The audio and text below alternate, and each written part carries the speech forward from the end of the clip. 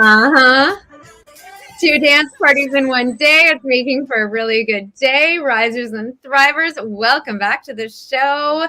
Rise Today, my friends. Kat is here with us today. She's talking all about Behcet's disease and how she is just the shining light through it all. You're about to be so inspired. We hope you loved our last show where we just featured Johan van Vieren from The Man from Somewhere. What an incredible show that was, all about navigating childhood trauma, really these awakenings that we can experience in personal growth and development in adulthood, and really opening up on the conversation about men's mental health and really experiencing and expressing those emotions and not feeling the need to suppress those emotions. It was a powerful, powerful show. It'll be launched on all platforms, all streaming platforms by next week. But today, let's jump in with the amazing Kat. We are so happy to have you here with us today, Kat. Thank you for being with us.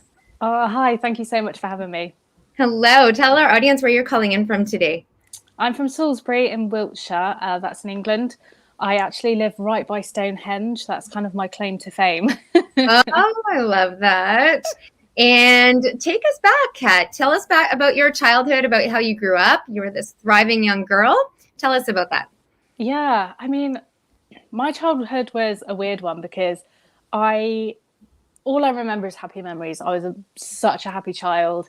I had an amazing upbringing. I have the most amazing parents. It was just like, it was perfect, really. It's kind of every life that everyone wishes they'd have, you know. It was just, I just had a perfect life.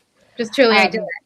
Yeah, it was. And, you know, so many people would say that they were so jealous of our family, of like just the unit we had and how close we were. And it was just, I just remember happy memories and happy times. Wow. But I do remember growing up just having these weird symptoms and problems and things wrong with me that no one really understood. I was always a really poorly child. When I say really poorly, like, you know, I did go to school, but I was off school quite a bit with just random things like, you know, an 8-year-old with hip joint problems. And I was just always catching things. They thought I had meningitis as a child. I had tonsillitis so many times, glandular fever.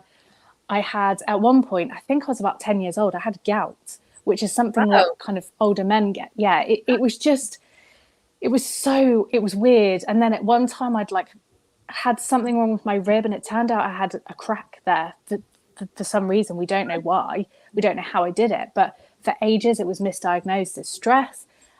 So I just always remember having issues and problems, but I never really kind of focused on them. And it wasn't until I was 23, I was actually diagnosed, is that everything kind of came together. And my mum and dad just went, oh, this makes so much sense.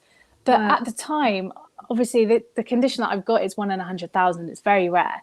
Yeah. But going back, you know, the medical kind of knowledge, and it wasn't there as much as it is now. And the doctors kind of had me and my parents convinced that it was stress related, or I didn't want to go to school, or, you know, all those kind of things that obviously it wasn't. But with conditions like this, it's easier just to say, oh, you know, it's stress, or it's this, or, you know, it's fine, it'll go away. And obviously it didn't. And the thing that actually got me diagnosed was the fact that I had genital ulcers. That was what got me diagnosed. I got sent to the sexually transmitted infection clinic, and I saw so many doctors there. It was kind of like, oh, I don't know. Oh, let's get my colleague in. Come and have a look at this. And then like, oh, you come in, have a look at this. You know, and I'm there like Isn't that frustrating? Isn't that such a frustrating time? Like you're experiencing all these things in your body, right? And you just want some answers. And there are so many gray zones in the medical world. And there are so many things that are often attributed to stress because there's no other obvious reason at the time, right? But you know inside there's something wrong. There's something off, right? Yeah. And that's such a frustrating time. Yeah. And I mean, it was. And it wasn't until one of the really senior doctors saw me and said, you haven't got a sexually transmitted infection. You've got ulcers. And I was like, I don't understand. And they said, they pulled up a picture of a mouth ulcer and said, this is what you've got, like down there, that you've got nothing. You don't need to be here. You need to go back to the GP. But that's when the ball started rolling, is literally because they thought I had a sexually transmitted infection that I got diagnosed. Let's take it back. So a lot of people don't know about Behcet's disease. So let's take it back and talk about it. What is it? So it is a very rare form of vasculitis. So it affects essentially the blood vessels in the body. It inflames the blood vessels in the body, and it's an autoimmune disease. So essentially, my body is just attacking itself. Yeah. And so tell us about the symptoms that are common with the disease overall, and then tell us about the symptoms that you experience, please. So the most common symptoms, I think, that every single Behcet's patient suffers with, or, the majority of them, is ulcerations. So mouth ulcers and genital ulcers. That's the number one thing. And then you get things like skin lesions, blisters, joint pain, a lowered immune system. That's the kind of surface level stuff. Then it starts getting a little bit more complicated when you get the more rare cases, which unfortunately I am. So I was then diagnosed a bit later on with neuro-Behcet's as well. So I suffer with seizures. I used to have multiple seizures a day. They are more controlled, but I still have them quite a lot. I get vision loss quite a lot of the time. I have, like I said, the ulcers in the mouth. I have sores and lesions all over, mainly on my head, but I will just come out with these random sort of sores on my back, on my arms, legs. I suffer really badly with gastroparesis, which is partial paralysis of the stomach. So I went for a long time with basically everything I ate just came straight back up. It wasn't even being digested. Literally, as soon as it hit my stomach, it came up. Well, I'd imagine you'd be getting those ulcers also in the lining of your tummy and your guts. Yep. My esophagus as well. It was pretty bad. I had basically, they found loads of lumps in my esophagus that they had to obviously get checked out. It was my stomach lining that was coming up because I was being sick so much. So I ended up actually having to go on a feeding tube because it was about 6 months of just constantly vomiting, and I went down to about 6 stone. About what, sorry? 6 stone. I don't know how much that is in your in pounds. I don't know how much that is in pounds, but I was in children's clothes. I was very, very ill. So I had to be tube fed first by an NJ and then through my stomach. That then had to be removed because my Behcet's disease actually started attacking the tube tract inside my body and was ulcerating so bad that I couldn't do anything. It was so painful. So that came out. So since it's come out, I've had a huge struggle with trying to work out what foods I can tolerate. And then if I can tolerate foods, how to get it out the other end, which is another issue. All of these activities of everyday living have become so difficult. All of these things that we also readily take for granted now sound so challenging for you. My friend always says she will never, ever, ever take for granted her daily poo ever again. That's hilarious. Now, can I ask you a question? Would all of this have been alleviated had it been diagnosed earlier, or would that have made no impact? I don't think so. So when I was diagnosed at 23, it was very managed. They were very, very good at keeping on top of it. I could work fairly well. Occasionally, I'd really take a dip and I'd have to just take a few days out just to kind of recoup and try and just recharge the batteries, get better again, and then I'd get back to it. I was very working and living a very, very normal life. Very functional, yeah. Yeah. It was when I was 27 that things really took a turn for me. And that was because of a number of traumatic events that happened in my life. So my dad got diagnosed with a grade 4 brain tumor. Wow.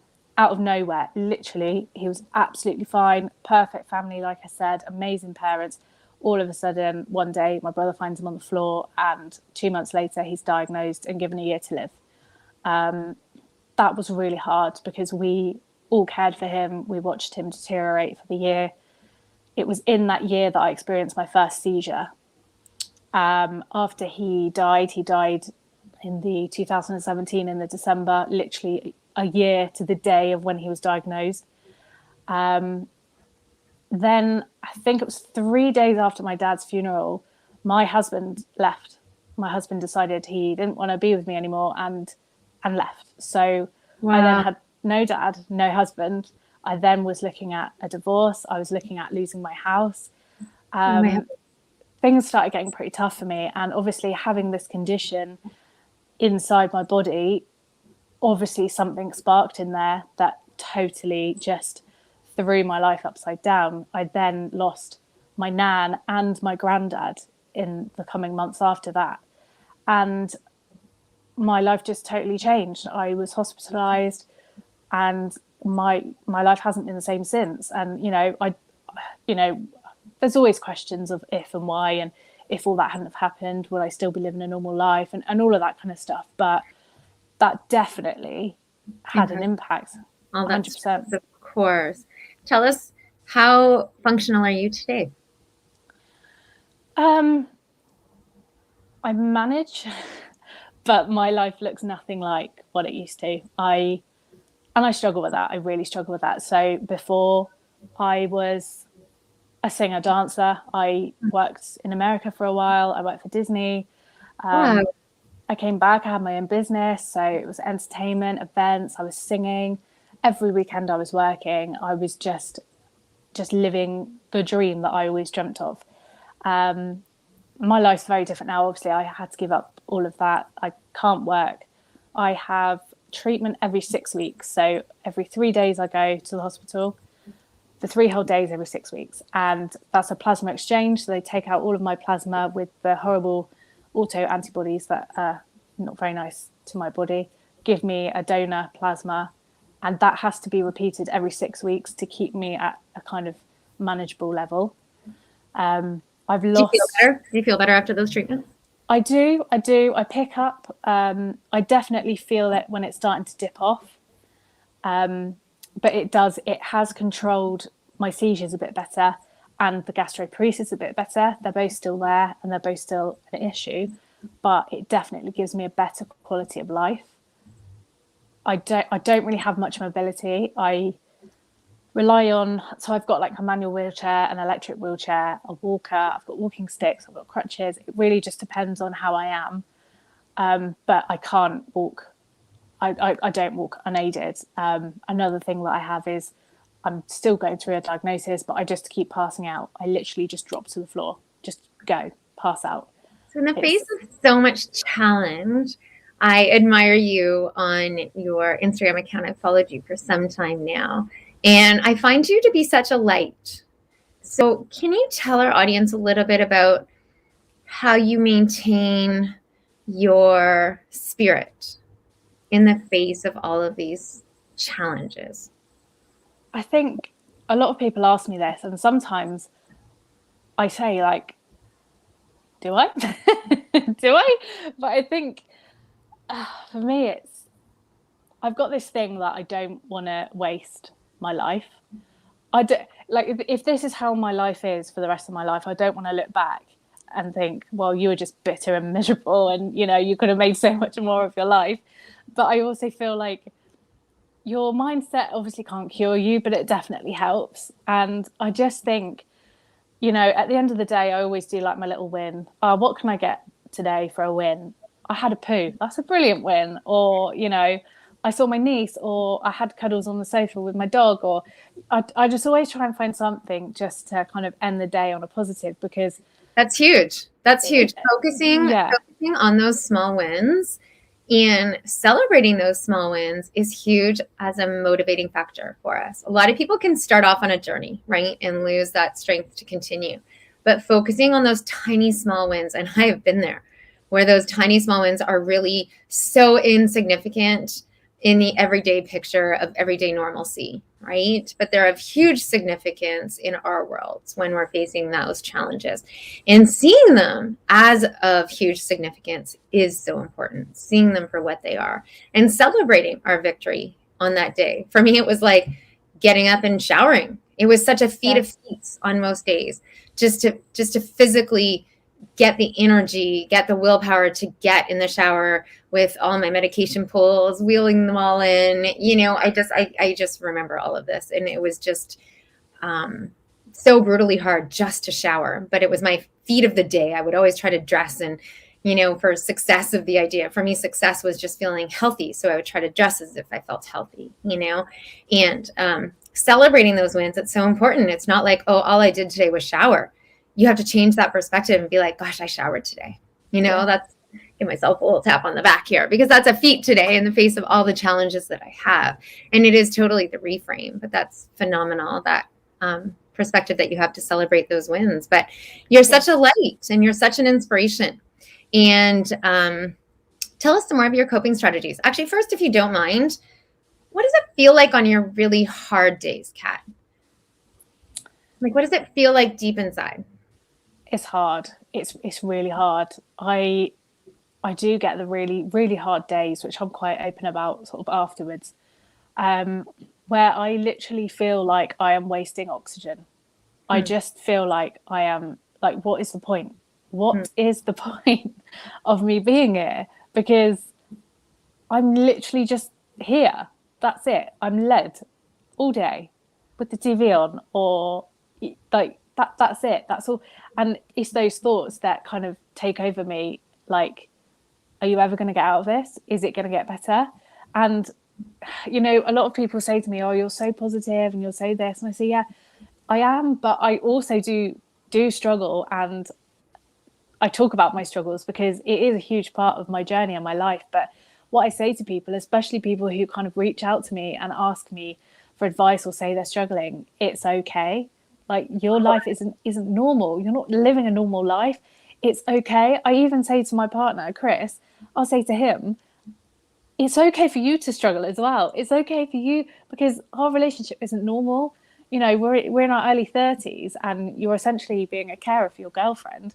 That's not normal. It's okay to feel like that. And on those hard days, it is hard for me, because not only do I grieve for the life I've lost, do I get so upset or grieve about the future that I didn't have, I also grieve for my family and for Chris and for my friends who have to go through this with me as well. And I feel like such a burden. And that's when I just get to you're wasting oxygen now. And it doesn't stay like that forever. But sometimes I just have to learn to sit with it. It's okay to feel like that. It's totally normal. And I allow myself to sit in it. And, I do have a bit of a wallow and feel sorry for myself, but it doesn't last that long. And then I kind of, tell myself to snap out of it and carry on. But it's okay. It's okay to feel like that. Well, and it's important to allow ourselves that space to feel it too, because it's all part of that healing journey that we all have to go through. I personally found music to be really empowering in my times of hurt. And we can all question our value, right? When we're going through those dire moments. I too felt like a burden to my family when I was really sick. And gosh, I was even told I was a burden to my family. You can really get into those dark spaces, right? And I found, even though I had 60 people come to see me every day in that hospital, I felt so alone, and just because unless you're really connecting with those who understand the hardships of the journey, no matter how many supports you have in place, it's a disconnect there, right? And so for me, music was really a powerful force in those hard, dark days, because it really connected me with those who understood the depth of hurt that I was experiencing in that time. And I didn't feel so alone. And I think I've shared this on the show before, but there's so many songs out there that people sing for breakups and to their exes, right? But for me, those songs were written for cancer. I would sing out Kelly Clarkson, "What doesn't kill you makes you stronger." And I would sing it out almost like violently, like in my mind. And that would help me express that hurt. And that would help me express that emotion. I would put on my headphones, and gosh, I think the first time I did it, all the nurses ran in. I think they thought I was screaming for help, but I was just singing away. And that just became my way of coping, to be honest, and releasing that hurt. Because I think when we keep in the hurt, that doesn't go anywhere, and it transfers. It stays within us, and it kind of eats us alive, and it either becomes a mental health issue or it becomes a physical issue, right? And I believe wholeheartedly in creating that space for everyone to really be able to experience the hurt that they're experiencing, and to not suppress that, and to experience it until it's over, right? It's not going to last forever. Our body can't do that. Our body will wait for change. And so when you've experienced that enough, I switch to a different playlist. I'll switch to my Empowered Girl playlist, my Go Girl playlist, my Happy Girl playlist that makes me want to dance around the house, or whatever it may be, right? That gets me up and wants me to, or makes me want to fight again, right? But being able to express those hard emotions that obviously come in tow, because, there's this huge societal pressure. I'm sure you've experienced this as well, where everyone just wants us to be positive, right? And everyone wants us to be so upbeat. And in the face of, you need on most days a wheelchair to get around, your mobility. You're this 31 beautiful young woman, and this must be brutally hard. But to have this pervasive pressure to always be positive and to not be able to experience those hard emotions isn't real. And so I think being an advocate to experience those hard emotions is so, so important. And I really admire you for that. Thank you. Yeah, that was my aim, really, was just to open up my experiences. I didn't do it straight away. Obviously, I got through the worst of it first when I thought I was able to kind of really share my experiences, which I totally am now. But that's kind of my motto, is I talk about things that maybe people would be scared to talk about or feel like they can't talk about. And that's why, even like my poo, I'll openly talk about it, because that's a huge part of having a chronic illness. Yeah. And there's so much taboo about it. So, I talk about my down days, about, the trauma that I've had, the PTSD, the depression, the anxiety, because that is all part of having and living with an illness. And that was my mission, was, when I was 23, I couldn't really find anyone that I could relate to at my age who was going through anything like that. So even if I can be that for one person, then that to me is like I'm reaching out to my younger self. That's beautiful. And it was the same for me, even as a young woman with cancer. I didn't have breast cancer, so I didn't fit into that, that club per se of young women with cancer in the breast cancer club, really. And there are no social supports. I don't want to call it a club per se, but it's a support system that's a well-established support system, right? And being a young woman with a cancer, I had a very rare version of leukemia that really only senior men get. And I felt very disconnected from anyone my age who was experiencing anything remotely similar, because with leukemia, it is different than other cancers. You're admitted to hospital full time. And most people who had this type of cancer had their own caregivers. But I was still a caregiver to my 2 babies at the time. So I felt very disconnected from my own peer group and from my own support system in that time too. And I think social media is really helpful for that, because you can find your community through that. And I think that is a powerful tool. Yeah. Yeah, for sure. Yeah. So at 23, when you were diagnosed, was it social media exclusively that created your support group, or how did you create that for yourself? I didn't really have one at all. It wasn't till I was about 27 where it got really bad. And then I was just in bed all day, and I was on my phone, and I thought, you know what, I need some support. I need to speak to someone who gets it. I did reach out, but at the time I reached out to the charity in the UK. At the time, there was just not as many people connected back then. So there was a lady who was sort of, I think, mid-40s. There was a man, again, sort of mid-40s, but there was no one really my age that I could relate to. And I said, I'll happily talk to them. It's not that I don't want to talk to people, because anyone's experience is great just to listen to. But I was feeling so alone, and I was feeling like I was feeling like my future was being taken away from me. Like, what's going to happen? What am I going to have to do? What does this mean? There were so many things, and I just wanted someone of a similar age to me who, I could just speak to or rant to. And that is why I was so determined when I then kind of went back into the social media space when I was a bit older, and realized that actually it's progressed so much. We had Instagram, and things had really kind of started progressing.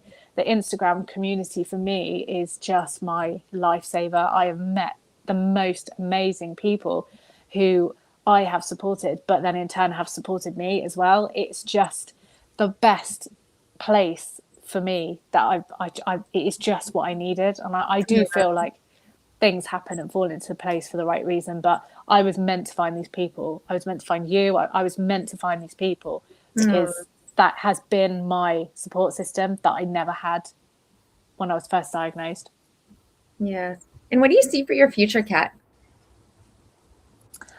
I get this question a lot, and do you know, totally honestly, it's something that really scares me because my career and my life was singing and dancing, and I don't want to come across negative, but it's being realistic that is not in my future. I you know, unless there's a huge miracle that suddenly makes me absolutely fine, and you know that could happen, but realistically I can't stand up and go to the toilet without passing out. So I'm not going to be able to do a 60-minute show singing and dancing. It's not possible. And for me, that is something that has been horrendous for me to get my head around. When I look to the future, it's very worrying for me. But I have been getting into acting again. I used to act. I trained in singing, acting, dancing. And recently over lockdown, there are a few opportunities which I got involved in, and I actually auditioned for like a radio play, and I got the lead. Oh, I love that. There are no paid roles. They were just projects, obviously, for lockdown and things going on. And, you know, that was a project that we'd worked on for quite a long time, but I did it from the comfort of my own home. I had my podcast set up, which was perfect for recording radio plays. But since then, I've had quite a few people send me, you know, auditions and things to audition for people, you know, females in a wheelchair or voiceovers. And while at the moment I am not in a good health space to be kind of committing or even to be able to do that kind of work, but it does give me hope that actually my future could look like that. You know, I don't have to say goodbye to my entertainment career. It might look a little bit different, but it's been lovely. And especially, I think coronavirus and lockdown has really helped me to realize that actually there's a lot more opportunities from my sofa than what I originally thought. So, you know, just reshifting and reframing and redirecting. And sometimes these things come to us because our greater purpose was in this redirect. Although we thought it was in singing and dancing, for me, I'm a sports chiropractor by trade, right? I had a very successful practice,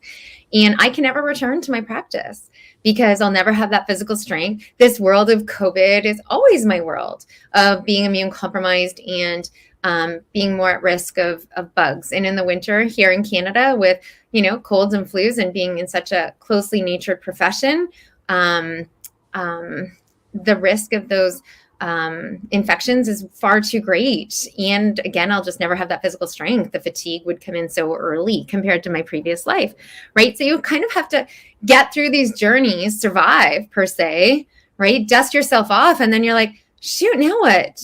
You know, and you almost have to reinvent yourself. And a lot of people don't see this as part of a journey of illness, right? But it's such a profound part of the path that's ripped away from us brutally ripped away. Everything that I've been trained to do, I can't practice in person. And don't get me wrong, I now feel completely blessed that my journey has shifted me to doing what I do now and serving in the ways that I do, because I think that has been my calling this whole time, right? This all the hardship that I've been through, I feel as though I was actually like chosen to go through this crazy tumultuous tidal wave, to be pummeled around and around and around, to be spit off, and now serving in the ways that I do, you know.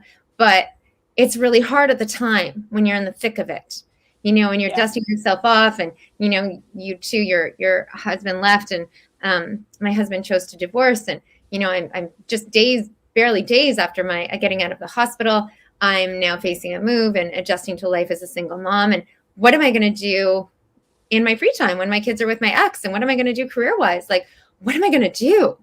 Right. And all of your supports that were so active in the heat of the moment in the survival, they then think you're super well, right? Because you're out of the hospital and now you're living, right? But there's so much that you then go through emotionally as to how to kind of reinvent yourself and what am I going to do moving into the future. But I do think it's super important, like you said, even now when you're not able to do it necessarily, have that vision of where you're going, right? No matter what that looks like to you, have that vision and hold on to that vision very tightly and manifest it and create it. I think that's super, super important. And know that deep down that even if there's just a spark of light in the dark on this idea and letting that light grow, that this journey has propelled you onto that path for a reason. You know, Absolutely. maybe this new path was your calling all along and you weren't going that direction. So, you know, this has adjusted you to that calling. I think that's all a big part of it too. Yeah, I totally agree. I always say, it's weird because I always say, obviously I've been through this horrendous journey with my health. I lost my old life and Yes. I went through so much rubbish, but I say to pretty much everyone that I meet that I have never been happier and more comfortable in my own skin than I ever have. And I think that's, like you said, it's the path, it's the journey. People say, you know, oh, looking back now, do you regret getting married? Do you regret kind of moving back from America to your husband who you then divorced? No, because everything sent me on a path, and actually he brought me home. But those years that I spent at home that I wouldn't have done if I hadn't met him, I spent with my dad. I didn't know that my dad was going to die that young, but he did, and I was home for that. So everything kind of has led me to be where I needed to be. I've met the most amazing boyfriend in Chris, and he is everything that I've kind of needed, and he's made me realize what an actual relationship should be and is, and it's all of these things that have kind of led me to this moment of meeting him. And I've learned so much about myself. I've learned gratitude. I've learned not to take things for granted, and it's just the illness and what happened pulled me out of the monotonous wheel of life. It pulled me out of that.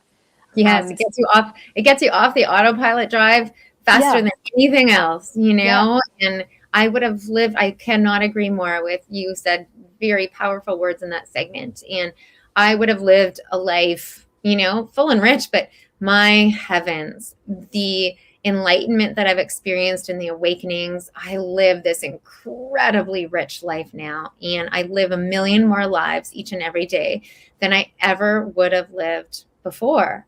But we can lose sight of it in the thick of it, right? But we have to hold on to that belief that even if we don't see it at the time, right, in the thick of it, because it can be so hard to stay the course, right? In those hard, dark moments, in the thick of it, we have to hold on to that belief that somehow this is going to serve me, and finding that purpose and making meaning out of it, intentionally making a meaning out of it, is so important. Yeah, absolutely. Yeah, I think that's all very powerful. Kat, you've shared some really inspirational things today with my audience. Can you please leave everyone with some lasting words of insight? I would say nothing lasts forever. And I always say this. My dad said this to me when we were broken down in the middle of nowhere, in the middle of a flash flood, and he had to leave us to go and get help. And he said, nothing lasts forever. Tomorrow morning, we'll be looking back at this, laughing. You'll get through it. I promise you. And those words always stick with me. Nothing lasts forever. Whether you're in the hospital, you're having treatment, you're going through a horrible time, just think, remember what Kat said. It's not going to last forever. And it won't. I love that. It won't. And I think you and I were meant to connect. My grandmother, who passed at 94 just a couple years ago during COVID, would say to me all the time, this too shall pass, in a similar reference, right? This too shall pass. Even in the face of when I heard I had 2 months to live. I was denied all further medical treatment moving forward. You know, it was so dire. This too shall pass, Erica. I don't know how, but this too shall pass. You just have to believe that. And I did. And I think there is so much power to that. And it might not be tomorrow, but it will pass, you know, and a better day will come. Tomorrow's always a new day for a fresh start and a fresh chance Today is a day to make it a great day, no matter what we are facing, because we are all gifted the gift of today. Thank you, Kat. Thank you so Kat. much. It's such a gift to have you with us on the show. Oh, it's been amazing to meet you as well. I've just followed you for so long, and it's just, it's lovely to talk to you. So thanks so much for having me.